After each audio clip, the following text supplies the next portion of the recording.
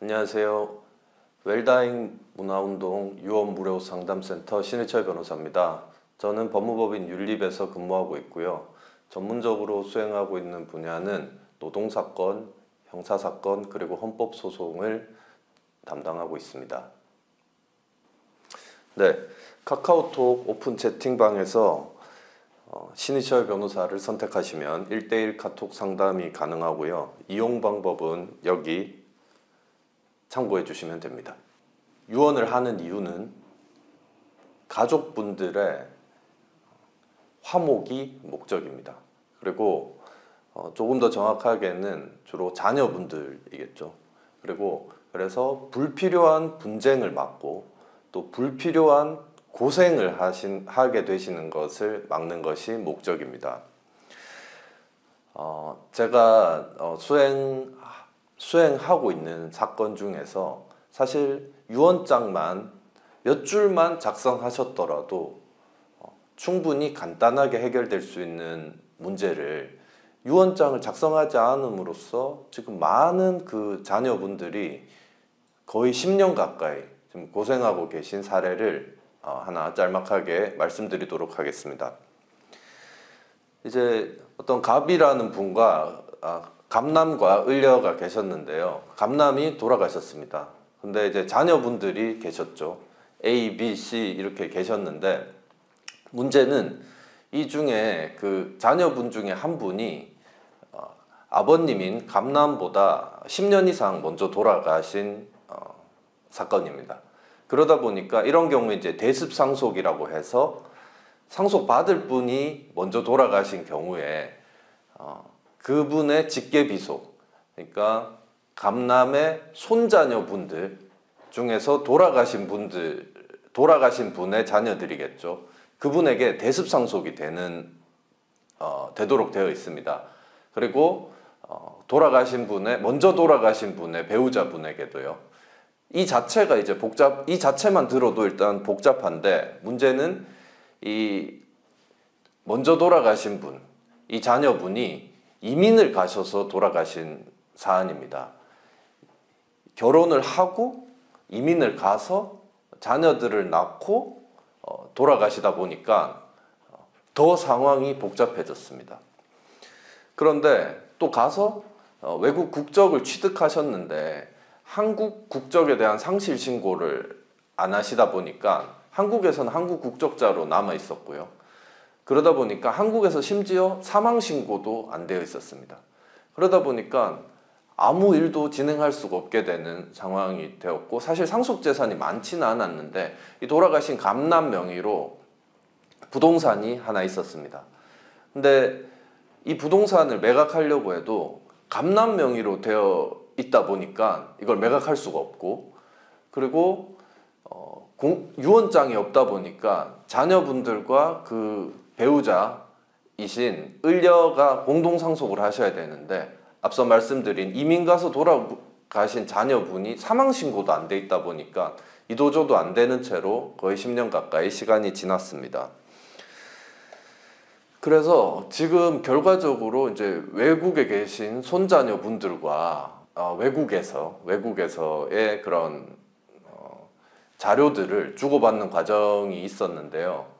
그 과정에서도 많은 서류들이 필요한데 이것이 다 확보되지 않고 또 이 외국에 계신 손자녀분들과 의사소통도 원활하지 않은, 그분들은 이제 한국에서 태어나신 분들이 아니기 때문에 그 문제도 있고, 그 다음에 또 한국 제도에 대한 이해가 없으시다 보니까 왜 그런 것까지 있어야 되냐 이런 문제도 있고요.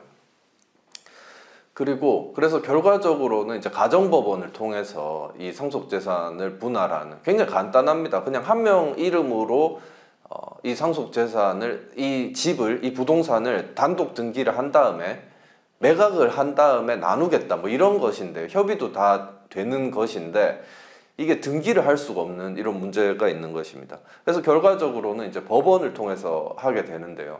진행 중에 있습니다. 근데 이게 또 송달을 하려다 보니까 번역도 해야 되고 번역 받은 것을 공증을 해야 되고 이런 엄청난 문제들이 있습니다.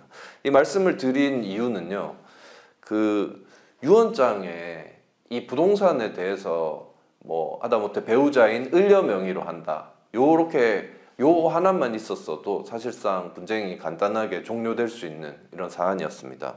그래서 다시 한번 말씀드리지만 사랑하는 그 가족과 특히 자녀분들이 본인 사후에 돌아가신 분 사후에 불필요한 분쟁이나 불필요한 고생을 하시지 않도록 하려면 유언장을 작성하시는 것이 가장 좋은 방법이다, 이런 말씀을 드리고 싶고요.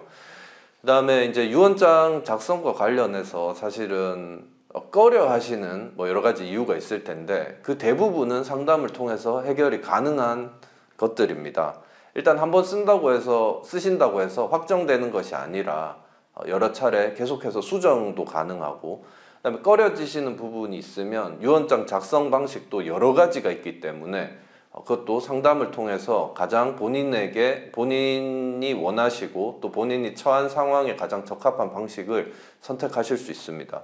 그리고 뭐 세금이나 이런 부분에서의 고민도 있으실 수 있는데 유언장 작성으로 인해서 추가되는 세금, 그 방식을 통해서 추가되는 세금은 사실상 없다고 말씀드릴 수 있습니다. 그리고 그 역시 상담을 통해서 가장 원하시는 방법을 찾을 수 있기 때문에 상담을 통해서 유언장을 작성하시기를 다시 한번 권해드립니다. 또 하나 사례를 말씀드리겠습니다. 지금 주로 문중토지 혹은 선산에 관한 겁니다. 현재 2024년에 대한민국에는 많은 나라가 그렇고 많은 시대가 그렇지만 현재 변화된 방식과 과거의 방식이, 과거부터 계속되던 방식이 혼재되어 있습니다. 그 중에 하나가 선산인데요. 지금은 예전처럼 문중이 집성촌을 이루고 살지 않은 지는 아주 오래됐고 이미 곳곳에서 흩어져서 살고 선산이 어디 있는지 누구 명의로 돼 있는지 잘 모릅니다. 그렇지만 그런가 하면 그것에 비해서 저희에게 문의를 주시는 의뢰인들의 사례를 보면 여전히 문중토지, 그래서 할아버지 때, 증조할아버지 때 혹은 그 위에 여러 조상님들이 함께 산소가 있는 그런 토지들이 있습니다. 그 토지들의 등기부 등본을 떼어보면 여러 명의 공유, 합유 등기가 되어 있습니다. 그래서 서로 누군지 모르는 사람도 있습니다. 문제는 이 명의자 중에 한 분이 돌아가셨을 때 문제가 발생합니다. 이 합유나 특히 이런 공유 지분 등기가 되어 있는 토지들 같은 경우에 이것을 처분을 하려면 이제 우리가 이런 매장을 그만하고 납골당 가족묘로 모시겠다든지 혹은 뭐 다른 이유에서 매각을 하고 빠지겠다든지 이런 걸 할 때는 전체의 합일적인 의사가 필요한 경우가 대부분입니다. 그런데 이 생사를 모르는 경우도 많고요. 그리고 그 토지를 모르는 경우도 많습니다. 그래서 의뢰인들 같은 경우에도 또 그거를 돌아가시고 나서 한참 후에 알게 되는 경우들도 있고요. 마지막 주소지가 등록된 그 관공서로 가서 여러 가지 자료들을 확보하거나 아니면 조상 땅 찾기 뭐 이런 것들을 하는 등 굉장히 실무적인 어려움이 많습니다. 그래서 지금 유언이나 이런 것들에 대해서 뭐 가진 재산도 없는데 내가 무슨 유언이냐 이렇게 생각하실 수도 있겠지만 거듭 말씀드리고 싶은 것은 이런 생각지 못한 어려움을 남은 분들이 겪을 수 있다. 그래서 이런 본인 명의로 된 어떤 부동산들 평소에는 인식하지 않고 있는, 왜냐하면 실제로 재산적 가치는 없기 때문에 이런 것들이 어떤 것들이 있고 이거를 향후에 어떻게 정리하는 게 좋겠느냐. 사실은 저에게 오는 사례들을 보면 연역적으로는 대부분 그 각자의 장남이 그냥 편의상 등기를 갖고 뭐 산소를 보통 그분들이 돌봐왔고, 그런데 뭐 지금은 꼭 그렇지도 않습니다. 그래서 어쨌든 그 그 나름대로 그 집안에 내려오는 방식들이 있는데, 그거는 과거처럼 뭐 장남에게 재산을 준다는 개념이라기보다는 오히려 장남이 의무를 지는 개념에 가깝습니다. 그리고 모든 다른 형제들도 이것에 대해서 동의를 하고 있는데 어디 있는지 몰라서, 혹은 또 이게 어떻게 정리를 하는 것이 가장 효율적인지를 몰라서 여러 어려움을 겪는 경우들이 많습니다. 가장 크게는 어떤 재산이 어디에 있는지를 모릅니다. 그래서 나중에 이 상속 등기를 하지 않은 데 따라서 뭐 가산세도 물게 되고요.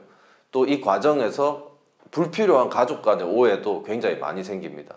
사실 등기부 등본을 떼보면 지적상은 등기부가 이제 뭐 분필 여러 가지 번호로 돼 있어서 땅이 굉장히 많은 것처럼 보인다거나, 혹은 면적이 굉장히 크게 기재돼 있어서 이제 재산적 가치가 있는다고 보이거나, 그렇지만 실제로 가보면 또 실제로 명의자들이 많기 때문에 이거를 매각할 수도 없고 산소들이 매장돼 있기 때문에 뭐 활용하기도 어렵습니다.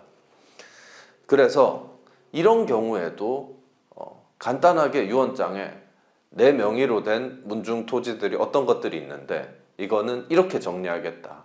누구의 명의로 하고 뭐 일부는 이 자녀의 명의로, 일부는 이 자녀의 명의로, 혹은 한 자녀의 명의로 하고, 뭐 만약에 매각시는 뭐 이렇게 한다든지, 뭐 그것까지 이제 다 유언장의 효력에 의해서 되는 것은 아닐 수도 있지만 이거는 구체적인 사례에 따라서 다릅니다. 근데 어쨌든 여전히 내려오고 있는 이런 선산이나 문중 토지와 관련해서도 이런 정리가 필요하고 유언장 작성이 가장 좋은 방식이라는 점을 말씀드리고 싶습니다. 요양원에 계신 분들의 경우에 말씀을 들어보면 대부분 이제 배우자분과 사별하신 후에 요양원에 입소하신 경우가 많습니다. 물론 뭐 그 전에 입소하시는 경우들도 있지만 요양원에 계시는 분들의 상당수가 배우자와 사별하신 어르신들입니다. 그런데 그 분들 중에서 또 이제 유언장을 작성하시는 분들은 많지 않은 것으로 알고 있습니다. 그래서 작성하시라고 이 영상을 찍는 것이기도 하고요. 제가 본 사례 중에는 사별 후에 요양원에 입소를 하셨는데 사실 그 어르신 자체가 배우자분이 유언장을 안 남기셔서 여러 가지 본인도 또 자녀분들도 여러 가지 고생을 하셨습니다.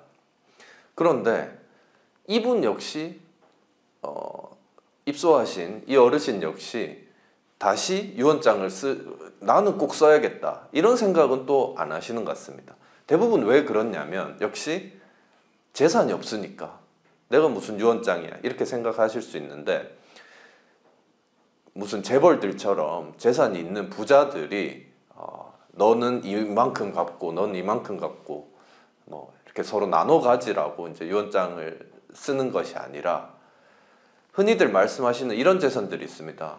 돈은 안 되면서 자식들 고생시키는 재산, 이런 거 되게 많습니다. 그리고 그것들 중에는 배우자와 사별하신 이후에 지금 입소하신 어르신, 요양원에 계신 어르신 본인이 상속받아야 될 재산에 해당하는, 돈은 안 되지만 귀찮은, 그런데 모르는 이런 재산들이 상당히 많이 있을 수 있습니다. 앞서 말씀드린 선산도 그 중에 하나일 수 있고요.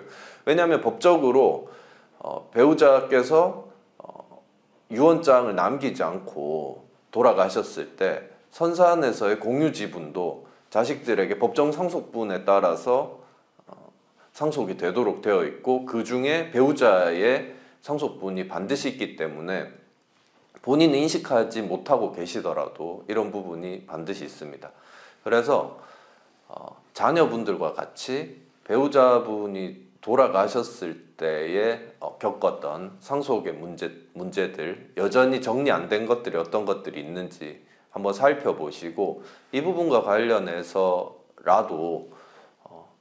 간단하게라도 유언장을 작성해 두시면 적어도 사랑하는 자녀분들이 똑같은 문제를 겪지 않을 수 있게 하실 수 있습니다.